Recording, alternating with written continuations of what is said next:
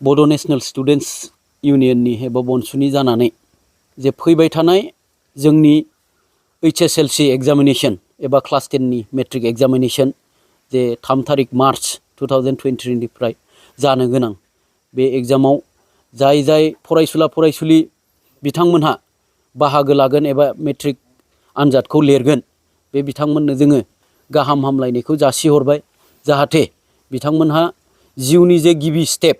Matric exam बे matric एग्जामखौ साबसिननिफ्राय हामसिन पास खालामनानै एबा उथ्रिसार जानानै जोंनि समाजनि थाखाय मोनसे मोजां पजिटिभ रिजाल्ट लाबोनो हायो आरो बेजोंनो गाव बेक्तिजों लोगोसे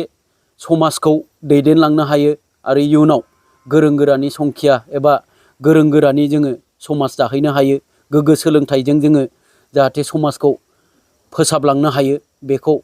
जोङो मिजिं थिनानै दानि फैबाय थानाय एग्जामाव उथ्रिग्रा जाय बाहागो लाग्रा एबा मेट्रिक एग्जाम होगिरि बिथांमोनखौ जोङो गाहाम हामलायबाय एबा बेस्ट उइसेसखौ हरनाय जाबाय।